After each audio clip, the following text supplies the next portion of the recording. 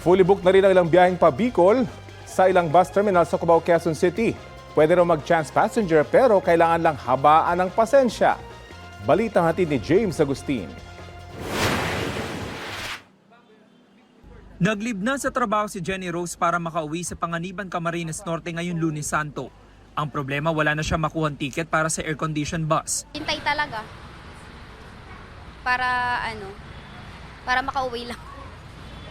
Gano'n po kahirap kumuha ng ticket? Hindi, not sure po. Kasi last year po kasi mabilis lang eh. Si Rosana napauwi ng Manglabo, Camarines Norte alas 4 ng hapon pa narito sa bus terminal. Matyaga rin siya naghihintay para makakuha ng ticket. Wala na po akong nakuha ang ticket gawa ng nagpapareserve ako ng pizza 13. April 3 nang available. Hindi kailangan ng chance passenger.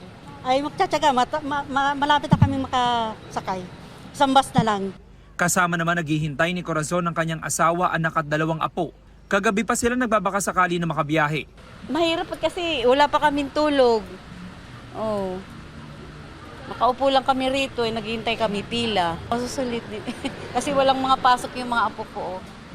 Walang pa. Tapos, walang trabaho yung anak ko. Ayon sa pamunuan ng bus terminal, fully booked na ang biyahe ng air-conditioned buses patungong Daet, Camarines Norte hanggang April 4. Fully booked na rin ang mga biyahe pa Albayat, Camarines Sur hanggang April 2, air-conditioned o non-air-conditioned buses man. Pero wag daw mag-alala mga chance passenger dahil may masasakyan naman sila. Yun nga lang, hintayan talaga sa pila. May mga extra buses po tayo para sa mga walk-in. Katulad po ng mga nakapila na yan. Yan po ay sasakay natin dito sa ating mga nadating na bus. Mga extra na po yan. James Agustin, nagbabalita para sa GMA Integrated News.